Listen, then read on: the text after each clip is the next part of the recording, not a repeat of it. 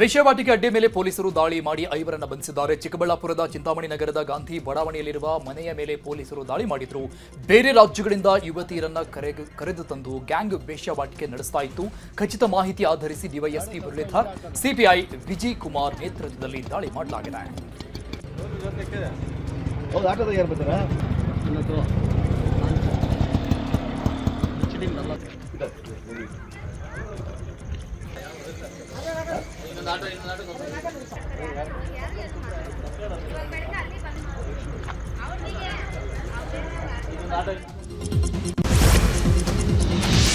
ವೈದ್ಯರ ನಿರ್ಲಕ್ಷ್ಯಕ್ಕೆ ಬಾಣಂತಿ ಸಾವನ್ನಪ್ಪಿರುವಂತಹ ಘಟನೆ ಕಲಬುರಗಿ ನಗರದ ಆದಿತ್ಯ ಆಸ್ಪತ್ರೆಯಲ್ಲಿ ನಡೆದಿದೆ.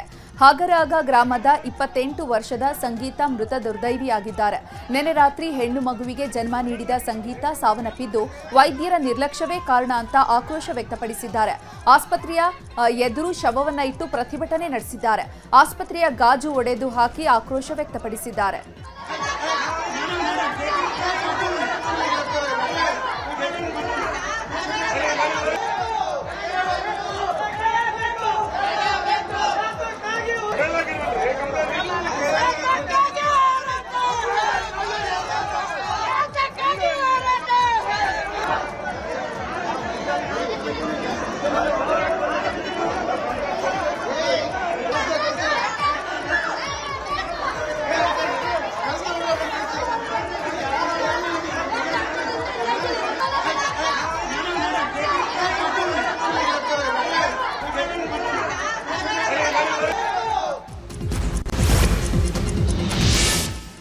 ರಾಡ್ನಿಂದ ಹೆಂಡತಿ ತಲೆಗೆ ಹೊಡೆದು ಗಂಡ ಕೊಲೆ ಮಾಡಿರುವ ಘಟನೆ ಚಿಕ್ಕಬಳ್ಳಾಪುರದ ಚೇಳೂರು ತಾಲೂಕಿನ ಗೆರೆಡ್ಡಿಪಾಳ್ಯ ಗ್ರಾಮದಲ್ಲಿ ನಡೆದಿದೆ. ದಿಲ್ಶಾದ್ ಕೊಲೆಯಾದ ಗೃಹಿಣಿಯಾಗಿದ್ದು ಬಾಲು ಕೊಲೆ ಮಾಡಿದ ಆರೋಪಿ. 4 ವರ್ಷದ ಹಿಂದೆ ಮುಸ್ಲಿಂ ಯುವತಿಯನ್ನ ಪ್ರೀತಿ ಮಾಡಿ ಬಾಲು ಮದುವೆಯಾಗಿದ್ದ. ಆದರೆ ಹೆಂಡತಿ ಮೇಲೆ ಅನುಮಾನ ಪಟ್ಟು ರಾಡ್ನಿಂದ ಹೊಡೆದು ಕೊಲೆ ಮಾಡಿದ್ದಾನೆ.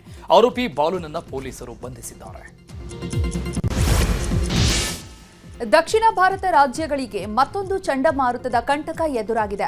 ಬಂಗಾಳ ಕೊಲ್ಲಿಯಲ್ಲಿ ದಿತ್ವಾ ಹೆಸರಿನ ಚಂಡಮಾರುತ ರೂಪುಗೊಂಡಿದ್ದು ನವೆಂಬರ್ 30ರಂದು ತಮಿಳುನಾಡು, ಪುದುಚೇರಿ, ಆಂಧ್ರದ ಕರಾವಳಿಗೆ ಅಪ್ಪಳಿಸಲಿದೆ. ಪರಿಣಾಮ ಡಿಸೆಂಬರ್ 1ರಿಂದ 4 ದಿನ ಕರ್ನಾಟಕ, ಆಂಧ್ರ, ತಮಿಳುನಾಡಿನಲ್ಲಿ ಭಾರೀ ಮಳೆಯ ಸಾಧ್ಯತೆ ಇದೆ ಅಂತ ಹವಾಮಾನ ಇಲಾಖೆ ಮಾಹಿತಿ ನೀಡಿದೆ. ದೆಹಲಿ ಕಾರು ಸ್ಫೋಟದ ಪ್ರಕರಣದ ತನಿಖೆಯನ್ನ ಎನ್ಐಎ ಅಧಿಕಾರಿಗಳು ತೀವ್ರಗೊಳಿಸಿದ್ದಾರೆ. ಕಾರು ಸ್ಫೋಟಕ್ಕೆ ಸಂಚು ರೂಪಿಸಿದ ಆರೋಪದಲ್ಲಿ ಬಂಧನ ಆಗಿರುವ ಡಾಕ್ಟರ್ ಶಾಹೀನ್ ಸೈದ್ಲನ್ನ ಇವತ್ತು ಹರಿಯಾಣದ ಫರೀದಾಬಾದ್ಗೆ ಕರೆದುಕೊಂಡು ಹೋದ್ರು.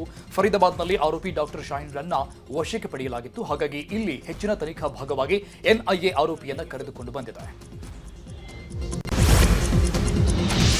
ಅತಿ ವೇಗವಾಗಿ ಬಂದ ಕಾರೊಂದು ಹೆದ್ದಾರಿಯಲ್ಲಿ 4 ಬಾರಿ ಪಲ್ಟಿಯಾಗಿರುವಂತಹ ಘಟನೆ ರಾಜಸ್ಥಾನದ ಬಿಕಾನೇರ್ನಲ್ಲಿ ನಡೆದಿದೆ. ಹೆದ್ದಾರಿಯಲ್ಲಿ ಚಾಲಕನ ನಿಯಂತ್ರಣ ತಪ್ಪಿ ಅಪಘಾತ ಸಂಭವಿಸಿದ್ದು ಈ ಘಟನೆಯ ದೃಶ್ಯ ಸಿಸಿಟಿವಿಯಲ್ಲಿ ಸೆರೆಯಾಗಿದೆ.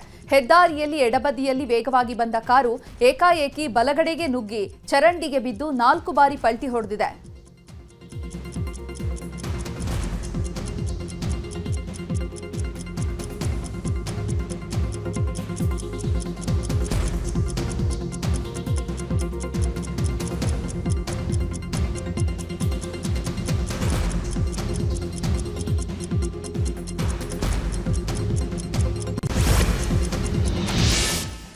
ಭಾರತೀಯ ಸೇನೆಯ ಆಪರೇಷನ್ ಸಿಂಧೂರ್ ಕಾರ್ಯಾಚರಣೆ ದೇಶದ ಒಂದು ಮಹತ್ವದ ಮೈಲುಗಲ್ಲು ಅಂತ ರಾಷ್ಟ್ರಪತಿ ದ್ರೌಪದಿ ಮುರ್ಮು ಬಣ್ಣಿಸಿದ್ದಾರೆ.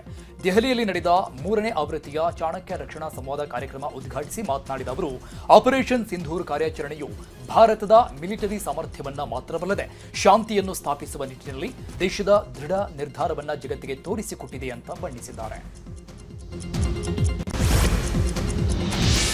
ಭಾರತೀಯ ವಿಶಿಷ್ಟ ಗುರುತಿನ ಚೀಟಿ ಪ್ರಾಧಿಕಾರ ಆಧಾರ್ ನೋಂದಣಿ ಪ್ರಕ್ರಿಯೆಯನ್ನು ಮತ್ತಷ್ಟು ಸುಲಭಗೊಳಿಸಲು ಮುಂದಾಗಿದೆ.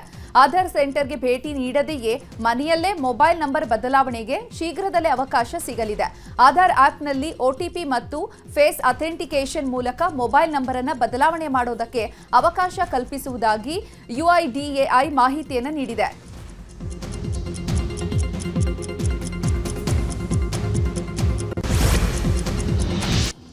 ಈಗ ವಿದೇಶದ ಪ್ರಮುಖ ಸುದ್ದಿ ನೋಡೋಣ.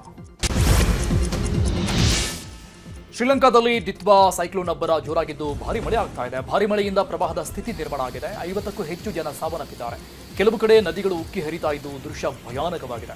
ಭೀಕರ ಪ್ರವಾಹದಿಂದ ಊರುಗಳು ಮುಳುಗಡೆಯಾಗಿದ್ದು ಜನ ಕಂಗಾಲಾಗಿದ್ದಾರೆ. ಈ ದಿನೇ ಸಹ ಪೌಗೆ ಪೈ 24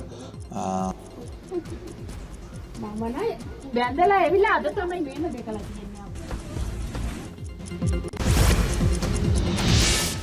ಪ್ರಧಾನಿ ನರೇಂದ್ರ ಮೋದಿ ಅತ್ಯಾಪ್ತ ರಷ್ಯಾ ಅಧ್ಯಕ್ಷ ವ್ಲಾಡಿಮಿರ್ ಪುಟಿನ್ ಭಾರತಕ್ಕೆ ಭೇಟಿ ನೀಡುವ ದಿನಾಂಕ ನಿಗದಿಯಾಗಿದೆ.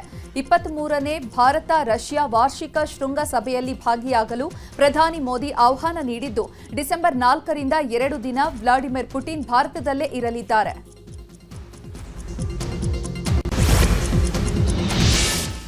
ಅಮೆರಿಕದಲ್ಲಿ ಪ್ರಬಲ ಭೂಕಂಪ ಸಂಭವಿಸಿದೆ. ಅಲಸ್ಕಾದಲ್ಲಿ 6ರಷ್ಟು ತೀವ್ರತೆಯಲ್ಲಿ ಭೂಕಂಪ ಸಂಭವಿಸಿದ್ದು ಜನರು ಭಯಭೀತರಾಗಿದ್ದಾರೆ.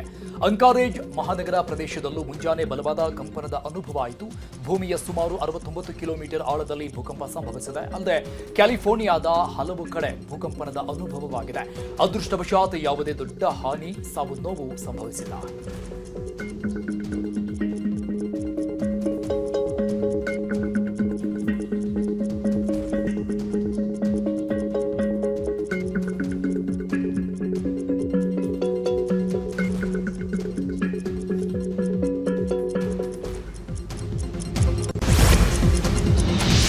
ಹಾಂಗ್ಕಾಂಗ್ನ ನ್ಯೂ ಟೆರಿಟರೀಸ್ ಬಳಿಯ 7 ಮಹಡಿಗಳನ್ನ ವಸತಿ ಸಂಕೀರ್ಣವನ್ನ ಸುಡ್ತಾ ಇರುವಂತಹ ಬೆಂಕಿ ಇನ್ನೂ ಕಂಟ್ರೋಲ್ಗೆ ಬಂದಿಲ್ಲ. ನೂರಾರು ಅಗ್ನಿಶಾಮಕ ವಾಹನಗಳನ್ನು ಬಳಸಿ 3 ದಿನಗಳಿಂದ ಸತತವಾಗಿ ಬೆಂಕಿ ನಂದಿಸುವ ಕಾರ್ಯಾಚರಣೆಯನ್ನ ನಡೆಸಲಾಗ್ತಾ ಇದೆ. ಆದರೂ ಕೂಡ ಬೆಂಕಿ ಕಂಟ್ರೋಲ್ ಬರ್ತಾ ಇಲ್ಲ. ಬೆಂಕಿಯ ಕೆನ್ನಾಲಿಗೆಗೆ ಸಿಲುಕಿ ಮೃತಪಟ್ಟವರ ಸಂಖ್ಯೆ 128ಕ್ಕೆ ಏರಿಕೆಯಾಗಿದೆ.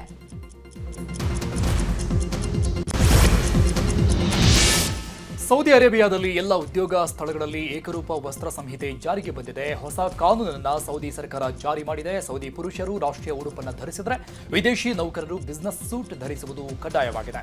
ಮಹಿಳೆಯರು ಸಂಪೂರ್ಣವಾಗಿ ದೇಹವನ್ನು ಮುಚ್ಚುವ ಬಿಗಿಯಾಗಿಲ್ಲದ ಮತ್ತು ಪಾರದರ್ಶಕವಲ್ಲದ ಉಡುಪುಗಳನ್ನು ಧರಿಸಬೇಕು. ನಿಯಮ ಪಾಲಿಸದಿದ್ದರೆ ಕಠಿಣ ಕ್ರಮದ ಎಚ್ಚರಿಕೆ ನೀಡಿದೆ ಸೌದಿ ಸರ್ಕಾರ.